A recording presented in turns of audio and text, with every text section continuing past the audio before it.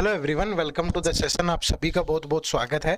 आज की इस वीडियो में हम डिस्कस करेंगे कि रेगुलेटरी बॉडी एग्जाम और बैंकिंग एग्जाम में कौन सा बेटर है। दोस्तों, अगर मैं सैलरी या इन सब टर्म्स के बीच में बात करूं तो रेगुलेटरी बॉडी, इसमें कोई दो राय नहीं है कि बेटर है। लेकिन यहाँ पे जो बेटर वर्ड यूज किया गया है, इसमें सारी चीजें आती हैं कि सिलेक्शन का प्रोसेस क्या है। अब हो सकता है कि किसी का डिस्क्रिप्टिव पार्ट या किसी का किसी सब्जेक्ट पे कमांड अच्छी नहीं है, तो उसके लिए वो चीज़ मुश्किल होगी। समझ रहे हो ना। हो सकता है कि वो सैलरी के मामले में अच्छा हो, लेकिन उसका जो सिलेक्शन प्रोसीजर है वो मुश्किल हो, और किसी का सिलेक्शन प्रोसीजर उसके हिसाब से जो पर्सन जिस एग्जाम की तैयारी कर रहा है उसके लिए वो इजी हो।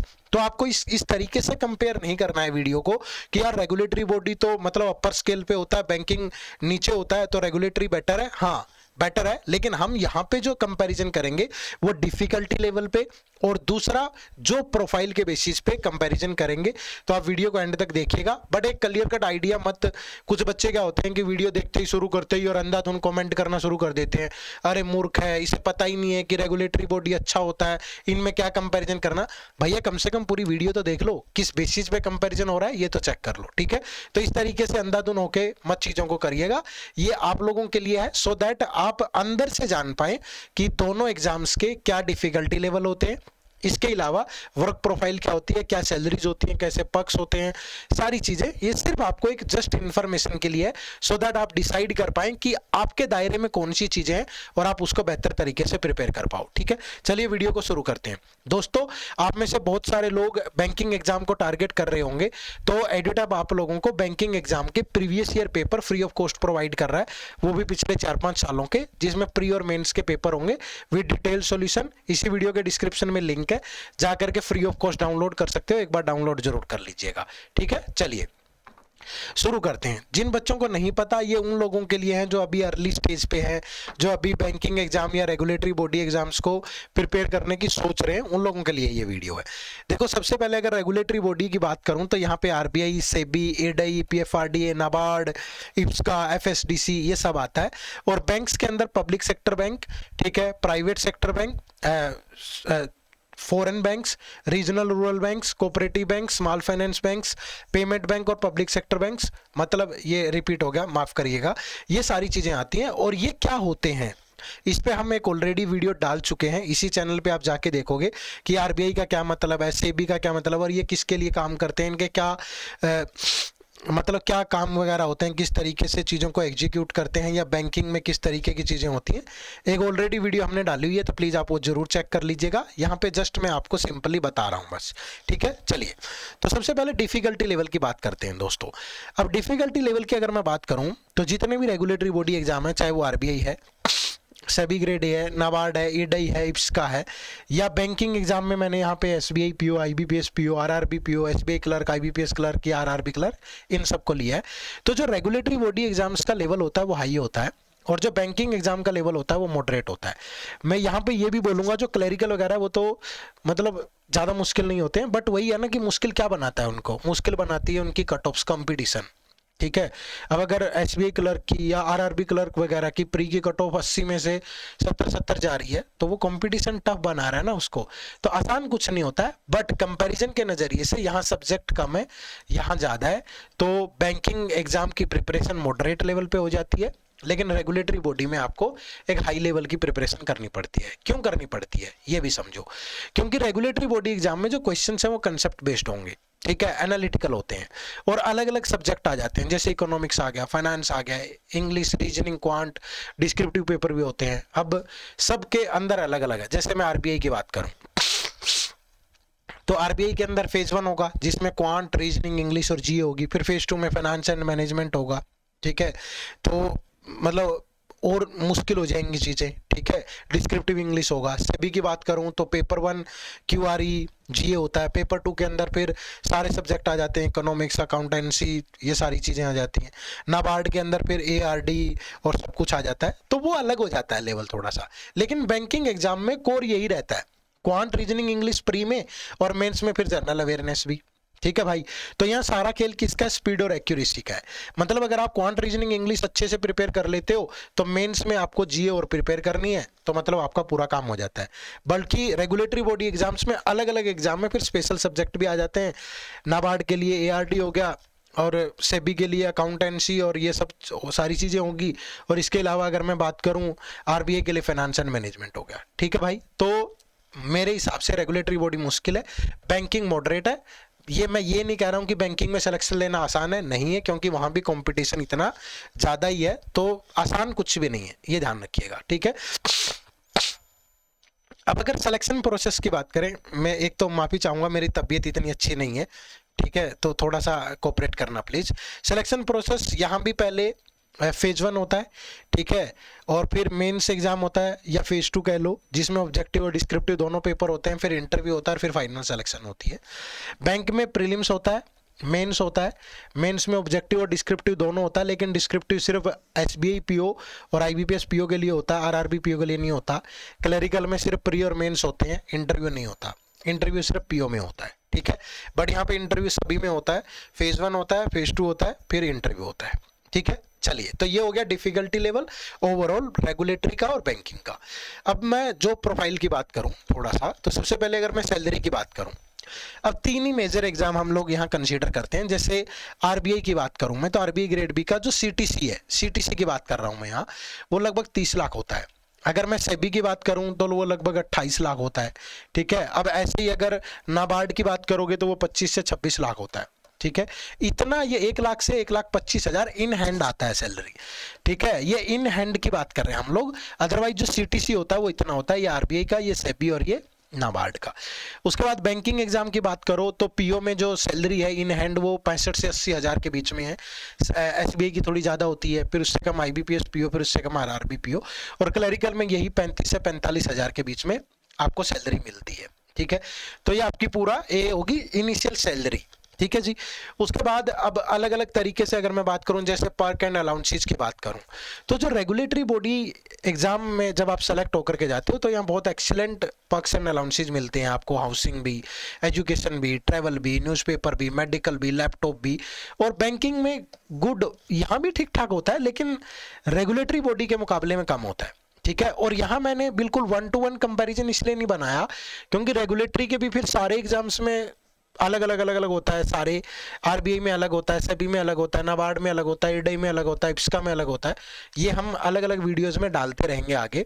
ये हमारी एक खास सीरीज है जिसमें हम बहुत सारी वीडियोस लेकर के आएंगे। ठीक है, ऐसे ही बैंकिंग में भी फिर अलग अलग होता है, बट मैं ये आपको बता देता हूँ कि रेगुलेटरी बॉडी में एक्सीलेंट होता है, बैंकिंग में गुड होता है, और गुड और एक्सीलेंट में फ़र्क आप लोग समझ सकते हो। ठीक है, और ये सारे अलाउंसेस होते हैं, बेसिक पे मिलता है। ठीक है, हाउस रेंट अलाउंसेस होते हैं, लीज्ड अकोमोडेशन होती है, डियरनेस अलाउंसेस होते हैं, ट्रांसपोर्ट या व्हीकल अलाउंसेस होते हैं। अब आरबीआई में यार 21,000 रुपये मिलता है पेट्रोल का। ठीक है, वहीं बैंकिंग में नहीं मिलता है इतना, वहाँ 3-4 हज़ार, मतलब कहीं 7-8 हज़ार भी मिलता होगा। ठीक है, तो ये डिपेंड करता है। अब क्लरिकल में और कम हो जाता है। अब यहाँ हो सकता है कि न्यूज़पेपर अलाउंसेस 2,000-3,000 रुपये हो, यहाँ 600 से 800 रुपये हैं बैंकिंग में। ठीक है, अब यहाँ सुडोक्सो कूपन, कैंटीन सब्सिडी, ये सब मिलता है रेगुलेटरी बॉडी में, बट बैंकिंग एग्जाम में ये नहीं मिलता है। ठीक है, यहाँ फर्नीचर अलाउंसेस वगैरह ज़्यादा है, यहाँ कहीं है ही नहीं है, बिल्कुल समझ पा रहे हो ना। तो ये मिलती सारी चीज़ें हैं, यहाँ भी मिलती है। हो सकता है कि बैंकिंग में कहीं, जैसे एसबीआई वगैरह में मिल जाती है कुछ चीज़ें, बाकी में नहीं मिलती हैं। आरबीआई में कुछ चीज़ें मिल जाती हैं, नाबार्ड सेबी में। तो मतलब पूरा निचोड़ ये है कि रेगुलेटरी बॉडी में बहुत अच्छा है, बैंकिंग में थोड़ा सा कम है। और सीटीसीबी में मैंने आपको फ़र्क बता दिया। अगर बैंकिंग में एसबीआई पीओ में भी देखोगे तो ये 12 लाख के आसपास सीटीसी है, और आरबीआई ग्रेड बी का 30 लाख के आसपास सीटीसी है। तो आप समझ जाओ कि कितना डिफरेंस होगा। ठीक है, चलिए, उसके बाद अगर मैं बात करूं वर्क प्रोफाइल की, तो वर्क जो रेगुलेटरी बॉडी में सेलेक्ट होकर के जाते हैं बच्चे, आरबीआई सेबी नाबार्ड, ये policy making, finance regulation, economics analysis, ठीक है, सुपरविजन ऑफ इंस्टीट्यूशन और रिपोर्ट प्रिपरेशन, ये वाले काम करते हैं। ठीक है, जबकि जो बैंकिंग में सेलेक्ट होता है वो direct customer services, loan sanction, branch operation, business development, team management, ये वाले काम करते हैं। ठीक है, तो ये पॉलिसी मेकिंग का काम करते हैं, और ये जो है ये कस्टमर से डायरेक्ट डीलिंग करते हैं। ठीक है, ये दोनों की वर्क प्रोफाइल में अंतर है। उसके बाद वर्क प्रेशर की बात करें तो देखो, अब थोड़ा सा वो करने पे भी होता है यार। कुछ लोग कहेंगे यार कि मैं तो काम करता हूँ, अभी आप कह रहे हो कम काम है। नहीं, मैं थोड़ा सा बता रहा हूँ, यहाँ पे थोड़ा मॉडरेट लेवल पे वर्क प्रेशर होता है। मोस्टली जो ऑफिस है वो 5 दिन ही होता है वीक में।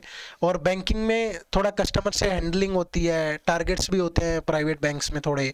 तो यहाँ 6 डे वीक होता है, एक्सेप्ट मतलब एक सेकंड और फोर्थ सैटरडे ऑफ होता है, ठीक है। अदरवाइज 2 वीक तो पूरा 6 दिन ही ऑफ, 6 दिन ही आपको काम करना पड़ता है। बट यहाँ सैटरडे संडे आपको मोस्टली ऑफ मिल जाता है, ठीक है। हो सकता है कि एक आध चीज कॉन्ट्राडिक्ट भी करे, तो उसके लिए मैं माफी चाहूंगा। मैं जितनी इन्फॉर्मेशन जुटा पाया उसके आधार पे ये वीडियो बना रहा हूँ, बट मैंने अपना बेस्ट देने की कोशिश की है, ठीक है भाई। तो वर्क प्रेशर का भी एक कस्टमर से डायरेक्ट डीलिंग करनी है यार, एक आपको थोड़ा हायर पोजीशन पे काम करना है, तो फर्क होता है। वैसे तो हम छोटी छोटी बातों में भी प्रेशर ले लेते हैं, but comparison to regulatory bodies में थोड़ा कम प्रेशर होता है, ठीक है। दूसरा, प्रमोशंस की अगर मैं बात करूं, प्रमोशन अपॉर्चुनिटीज यहाँ थोड़ी फास्टर होती है बैंकिंग में, ठीक है। इनिशियल लेवल पे थोड़ी फास्टर होती है, ये GM GM even executive director तक भी पहुंच जाते हैं लॉन्ग रन में। और यहाँ थोड़ी सी स्लोअर होती है, ठीक है। बट आप यहाँ भी टॉप मैनेजमेंट में पहुंच सकते हो, आरबीआई वगैरह में आप डिप्टी गवर्नर तक भी जा सकते हो, ठीक है। तो है अच्छी खासी प्रमोशन अपॉर्चुनिटीज है, और यहाँ मैंने प्रॉपर बना के भी दिया है। जैसे अगर आप यहाँ रेगुलेटरी बॉडी में grade A assistant manager SEBI वगैरह में या आरबीआई में ग्रेड बी सेलेक्ट होते हो, तो प्रमोशन साइकिल 4 से 6 साल में होता है, यहाँ 3 से 5 साल में होता है। और यहाँ promotion internal exam, seniority, departmental vacancies इनके बेस पे होता है। यहाँ भी इंटरनल एग्जाम, जैब, कैब, बिजनेस टारगेट, सीनियरिटी के बेस पे होता है। यहाँ पहली प्रमोशन असिस्टेंट मैनेजर से मैनेजर, ठीक है, फिर मैनेजर से असिस्टेंट जनरल मैनेजर, फिर आप जा सकते हो जनरल मैनेजर तक, ठीक है। Chief general manager, executive director, deputy, मतलब वो डिपेंड करता है यार आप कैसे काम करते हो, कैसे चीज़ों को डील करते हो। ऐसा तो है नहीं कि कोई आपको ज़बरदस्ती पहुंचा देगा, आप इच्छा ही नहीं रखते हो काम करने की। तो और यहाँ भी जैसे पीओ से फिर मैनेजर स्केल 2, फिर manager, senior manager, chief manager, तो है प्रमोशन ठीक ठाक है। और जो प्रमोशन की स्पीड है यहाँ थोड़ी सी स्लोअर है, यहाँ स्टार्टिंग में थोड़ी फास्टर है, उसके बाद फिर ठीक है। और यहाँ ट्रांसफर फ्रीक्वेंसी अगर मैं देखूं तो लो है। मेट्रो सिटीज में ही मोस्टली हेडक्वार्टर्स में ही आपको पोस्टिंग मिलती है, और यहाँ हाई है, यहाँ posting across the cities, RRBs वगैरह में, रूरल एरियाज वगैरह में भी हो जाती है। तो ये थोड़ा सा ध्यान रखिए, ठीक है। उसके बाद ये ट्रांसफर एंड पोस्टिंग मैंने आपको बता दिया कि यहाँ ट्रांसफर हमेशा या पोस्टिंग जो है वो मोस्टली मेट्रो सिटीज में होती है, हेडक्वार्टर्स में ही होती है, लिमिटेड ट्रांसफर है। और यहाँ पे तो बैंक्स तो बहुत सारी सिटीज में है, बहुत जगह पे है, तो यहाँ थोड़ी सी वाइड रेंज है, हो जाती है, ठीक है। उसके बाद लॉन्ग टर्म ग्रोथ की बात करें तो एक्सीलेंट, ठीक है। और यहाँ भी अच्छी है भाई, मैनेजेरियल ग्रोथ है, स्टेबल कैरियर है, लिमिटेड एक्सपोजर है पॉलिसी मेकिंग वगैरह के लिए, ठीक है। लेकिन यहाँ पे exposure to national policy, international collaboration, better learning curve, सब चीजें हैं, ठीक है। तो ये थोड़ा सा हमने कोशिश करी है यहाँ एक डिफरेंस बनाने की, कि किस लेवल पे, कि डिफिकल्टी लेवल पे कैसा होता है, और थोड़ा सा वर्क प्रोफाइल वगैरह, ठीक है। बहुत ज्यादा नहीं, छोटी छोटी वीडियोज ही काफी सारी लेकर के आएंगे। अभी ओवरऑल ले रहे हैं ऊपर ऊपर से, धीरे धीरे हम नीचे से फिर रेगुलेटरी बॉडी के अंदर सारे एग्जाम्स का कंपैरिजन, फिर बैंकिंग में सारे एग्जाम्स का कंपैरिजन, ऐसे ऐसे करके इस पूरी सीरीज को चलाएंगे, ठीक है। तो चैनल से जुड़े रहिएगा लगातार, और मैं उम्मीद करूंगा, और थोड़ा उत्तेजित मत होइएगा। ये वीडियोस उन लोगों के लिए जो पेशेंसली चीज़ों को ऑब्जर्व कर रहे हैं, देख रहे हैं, अभी अपनी प्रिपरेशन जर्नी को स्टार्ट कर रहे हैं, उन लोगों के लिए वीडियोस हैं, ठीक है।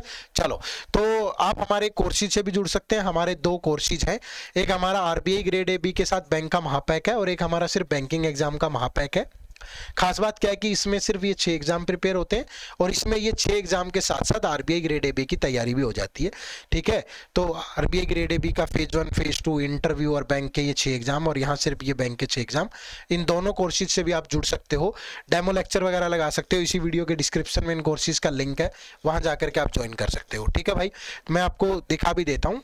अगर आप सिंपली गूगल पे जाते हो और टाइप करते हो editap.in, तो ये हमारी वेबसाइट ओपन होगी। यहाँ कोर्सेज पे जाएंगे तो ये आरबीआई ग्रेड बी कोर्सेज सबसे पहले तो, ठीक है। और यहाँ पे आप ये सिंगल पे क्लिक अगर करें, ठीक है, अलग अलग कोर्सेज हैं हमारे बहुत सारे। ये आपका RBI grade B plus banking का महापैक है, ठीक है। देखो बढ़िया डिस्काउंट भी चल रहा है, ये कोड अगर आप यूज करते हैं, यहाँ नो मोर पे जाके डेमो लेक्चर वगैरह लगा सकते हो, या बाय नाउ पे जाके परचेज कर सकते हो, ठीक है। और बैंकिंग के लिए आप यहीं कोर्सेज पे जाओगे तो ये बैंकिंग कोर्सेज आपको दिखेगा, ठीक है। तो ये हमारा बैंकिंग का महापैक है, इसमें भी आप यहाँ बाय नाउ पे जाके अच्छा खासा डिस्काउंट चल रहा है। और ये अपॉर्चुनिटी अभी आपके लिए अगले एक दिन, आज शायद 31 अक्टूबर तक ही लास्ट होगी, अदरवाइज फिर आपको ये इतना डिस्काउंट नहीं मिलेगा।